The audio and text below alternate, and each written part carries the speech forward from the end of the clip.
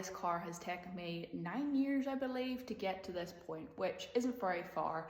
And it's because 9 years ago, I wasn't into cars. I didn't know one thing about cars, not an interest in them.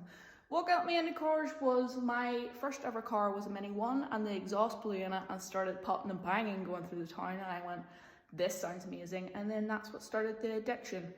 Told my dad when I was 19 if I could insure this car, would I be able to drive it? And he laughed at me, and I came back with a really cheap insurance price. And then he did stop laughing, because then I started driving it. When I started driving it, obviously I then got into cars. I wanted to go to car shows. The car had issues. It had rust, and it had, the paint was cracking. So we went to the body workshop and said, look, sand it right back down to bare metal, paint it again.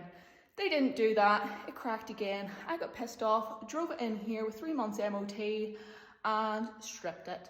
Now, this area alone used to not look like this. This actually used to be my horse's stable. There was one stable here with all my equipment around it. And then when I got moved from that, I got then turned into like my workshop. Now, my workshop consisted of one rickety table, and that's about it. I had no tools, I had no equipment, because I had no idea how to use hand tools. I didn't know what sockets were, I didn't know what a ratchet was, I knew nothing. So I borrowed everything from my dad.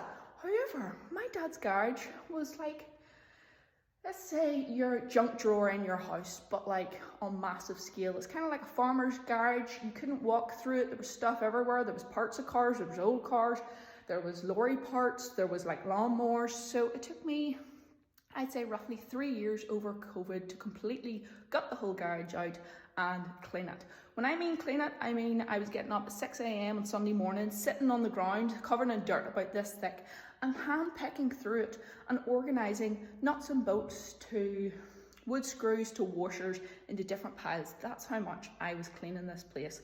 I ordered about 30 pieces of shelving.